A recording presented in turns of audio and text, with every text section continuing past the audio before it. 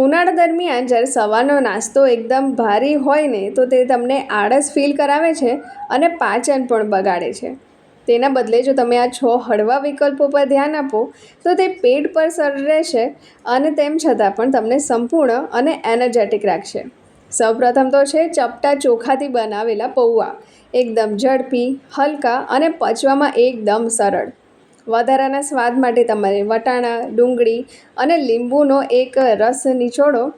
તે તમને એકદમ ભરપૂર રાખશે, તેમ છતાં પણ તમને ભારી ના ફીલ કરાવશે.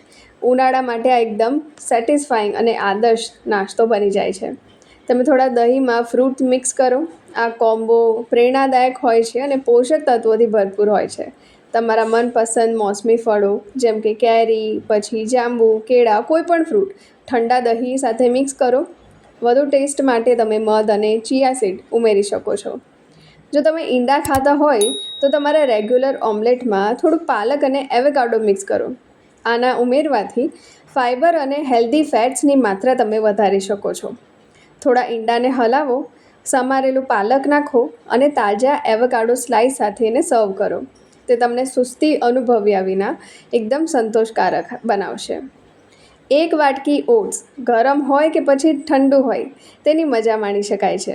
બદામના દૂધ સાથે તમે ડ્રાય ફ્રૂટ્સ અને ઓટ્સ આખા રાત તમે ફ્રીજમાં પલાળીને મૂકો. પછી સવારે જ્યારે એકદમ ગરમ ગરમ માહોલ થઈ જાય ને ત્યારે તમે આની મજા લઈ શકો છો.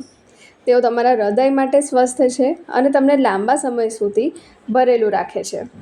મગની દાળના પૂડા, એની અંદર પ્રોટીનની માત્રા એકદમ સારી હોય છે અને ટેસ્ટી પણ હોય છે.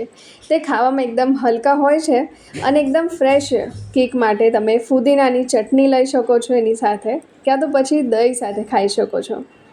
સ્ક્રેમ્બલ્ડ એગ સરળ, ઝડપી અને હંમેશા ફેવરેટ નાસ્તો હોય છે. મલ્ટીગ્રેન ટોસ્ટ સાથે તમે તેને ખાઈ શકો છો. તે ઉનાળાના દિવસોમાં એકદમ સરળ નાસ્તો હોય છે અને એકદમ હેલ્ધી પણ છે. તો તમે આ બધા નાસ્તાઓને બધા સાથે જરૂરથી શેર કરજો. મારી ચેનલ સાથે જરૂરથી જોડાઈ રહેજો.